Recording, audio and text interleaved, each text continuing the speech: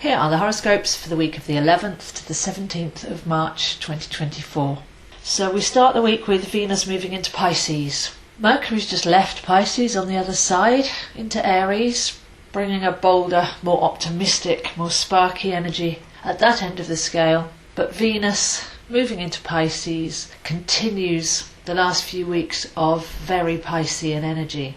Venus in Pisces can be quite challenging given the energies that we've got around already, because everything's coming up to be rinsed. There's lots of cellular memory, there's lots of past life memory, there's lots of this life past regret or sorrow or trauma or vulnerability that's all swirling around in the Piscean waters at the moment. And Venus in Pisces can actually be quite romantic and quite sentimental.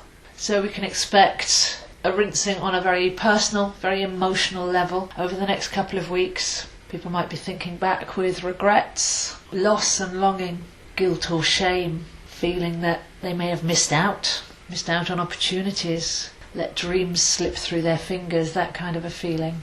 And even the desire to reconnect with people from past relationships to see if it can work again. So highly sensitive, very emotional. Venus joining Saturn and the Sun and Neptune in Pisces, following out from this Pisces new moon. But like I say, Mercury's gone out the other side, so we're heading towards the spring equinox and Aries month, and there is some forward thinking and some dynamism coming into that time. So see this as the final rinsing. Learn to distinguish whether it's yours or something that you've picked up externally in the collective or inherited, because that really helps filter and sift out and lighten the load.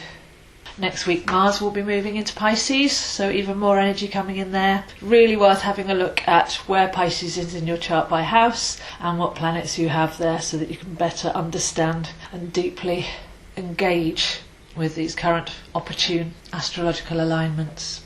But an assistant to Venus here will be Saturn, as Saturn has been in Pisces for quite a while, and we have been learning boundaries, self-reliance, independence rather than dependency.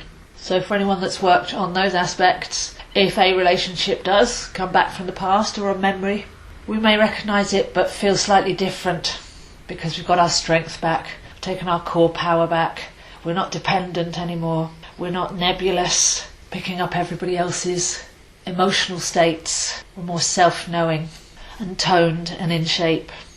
Because as we head towards the spring equinox, as we head towards the eclipses, as we head towards Mars moving into Pisces, that's the point when Venus will make a connection with Saturn. So I imagine around that time, 20 to 24 March, we'll be able to finalise some old soul contracts or shore ourselves up to be able to have genuine relationships without the want and the need and the psychology.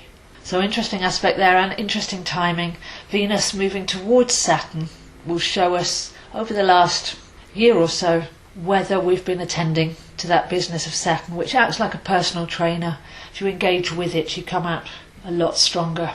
So themes of boundaries, self-reliance, not dwelling in the past, not picking up other people's energy, and rinsing our emotional story so far. Pretty much the theme of this week. And then when Mars moves into Pisces, that will be able to blast out and clear out any of the residue that needs removing. By Wednesday and Thursday we have the Moon meeting with Jupiter and Uranus. Jupiter and Uranus are heading towards a conjunction, a meeting together on the 21st of April. So this may be a foreshadowing of some of that energy, which we spoke about last week, is deconditioning the heart and clearing space to actually be a state of love, radiate from the heart space and attract high level heart manifestation. So lovely work going on there in Taurus, which has a lot more stable energy than the Pisces that we've just been speaking of. So while Venus in Pisces is bringing up all manner of emotional backstory, baggage, residue, the strength of the Moon, Jupiter and Uranus freeing us up to feel authentically and have inner strength is a nice combination.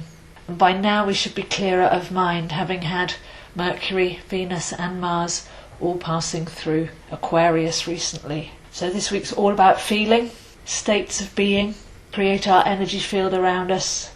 So instead of love and longing and reaching out for something that we think we lack, incubating a feeling of completeness, receiving and deserving, and appreciating what we already have, that is actually going to be the new way to attract towards ourselves. So a necessary cleansing there, heading towards the spring equinox, heading towards a couple of eclipses, but to make the most of this cleansing Piscean energy so that we can be light and bright to jump over into the new astrological year when the sun moves into Aries. So if you'd like to study your own chart, I am available, zoehind7@gmail.com.